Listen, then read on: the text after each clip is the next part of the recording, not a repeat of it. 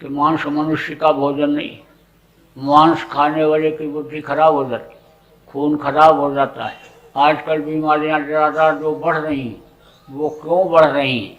इसीलिए बढ़ रही हैं कि मांसाहार बहुत बढ़ गया, और मांसाहारी चीज़ें अन्य समझ लो बाजार में बहुत आ गई।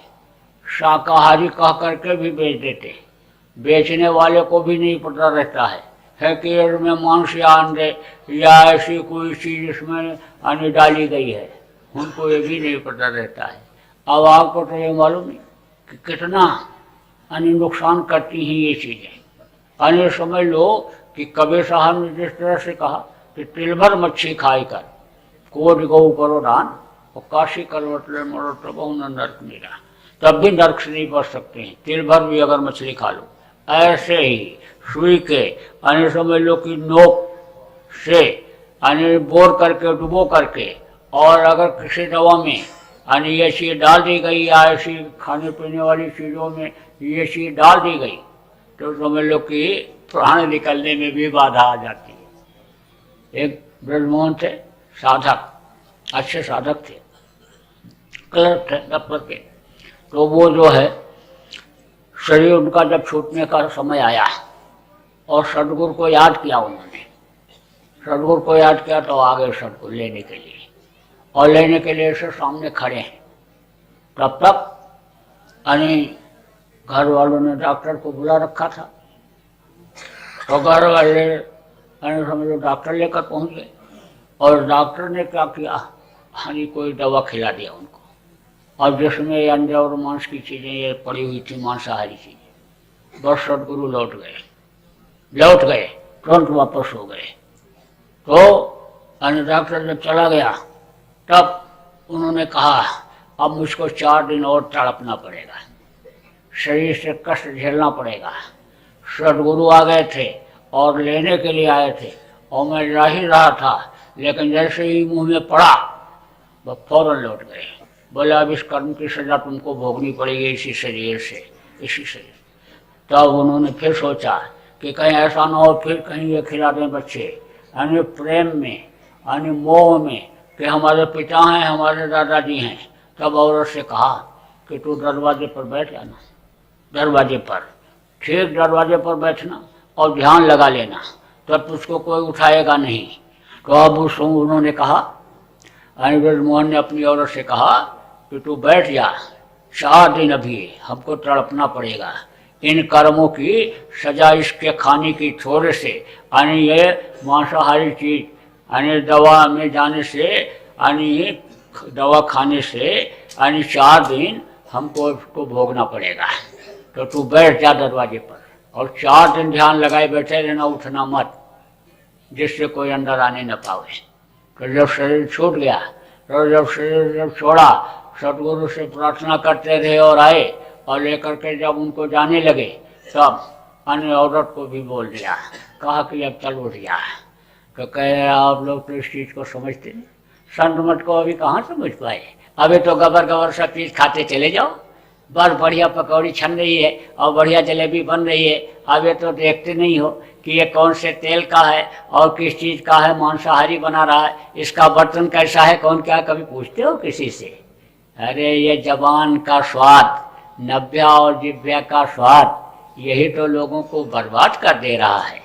आप तो बस ये सोच लेते हो कि हम तो सत्संगी हो गए, अब हमारी सूरत की डोर को गुरु ने हाथ में ले लिया, अब उनकी जिम्मेदारी हो गई, अब तो हमको वो पार ही करेंगे, अब तो हम हज करके चले आए, दाढ़ी बढ़ा लिया, अब कुछ भी करें अब हमारे ऊपर कौन शंका करेगा, ये तो हाजी साहब हैं, ये तो सत्संगी साहब हैं, ये तो ये हैं, ये तो वो है।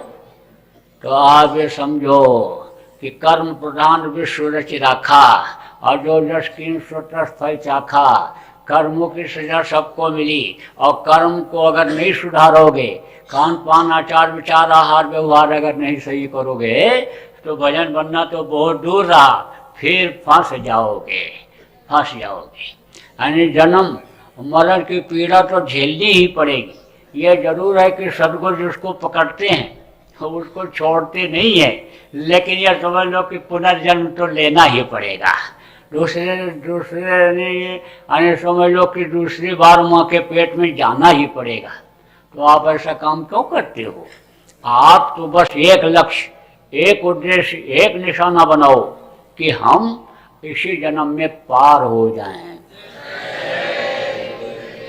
तो देखो, मांस मत खाना, मांस खाने से बुद्धि भी खराब हो जाती है। रावण देखो कितना विद्वान बलवान था, धनवान था, सोने की लंका थी, 1 लाख लड़के, 1.25 लाख नाती थे, और अन्य समझ लो इतना बलवान ताकतवर था कि बड़े बड़े देवता उसके सामने ठहरते नहीं थे मैदान में, इतना बलवान था। लेकिन जब मांस खाया और शराब पिया और बुद्धि खराब हुई, दूसरे की माँ बहन को गलत नजर देखा, तो उसको राक्षस कहा गया और उसका सर्वनाश हो गया। तो ऐसा काम मत करो कि जिससे नुकसान हो जाए। आप यही संकल्प बना लो कि अब हम मांस नहीं खाएंगे, मछली नहीं खाएंगे। मछली तालाब की सफाई के लिए बनाई गई, उसमें भी जीव होती है, जीव हत्या पाप बहुत बड़ा पाप होता है। उसमें भी अन्य समझ लो कि जैसे आपके अंदर जीव आत्मा है, ऐसे सजा भोगने के लिए मछली में भी जीव आत्मा को डाली जाती है। तो अन्य समझ लो मछली गंदी चीज, कोई गंदी चीज आप छोड़ दो, तालाब में डाल दो, टट्टी का टुकड़ा डाल दो, छकार के थूक दो। आप कोई गाय बैल अन्य डाल जाओ उसी में, मरा हुआ बकरा डाल दो मरा हुआ नदी तालाब में, तो मछली खाएगी। मछली का काम यही है। अब कोई ये कहे हम तो खाली मछली खाएं, बहुत से लोग तो कहते हैं जल तरोई है, जल तरोई, कहे हम जल तरोई खाएं, तो ये अपने अपने मन से सब बना लेते हैं अपने मन से। गंजरी कहते हैं ना कि शंकर जी भी गांजा पीते थे, जब शिलम भरते हैं बम बम बोलते हैं, तब कहते हैं शंकर जी भी पीते थे। कभी नहीं शंकर जी ने गांजा भांग का इस्तेमाल किया, लेकिन जब अपने मुंह से ही सब कह देना है, अपने ही नियम को बना लेना है अपने ही, तो कुछ भी कर लो, कुछ भी नियम बना लो। तो अब आगे समझो मछली मत खाना, गंदी चीज है। अंडा क्या है? माताएं मासिक धर्म होती है, खराब खून इकट्ठा हो जाता है तो बच्चा बन जाता है।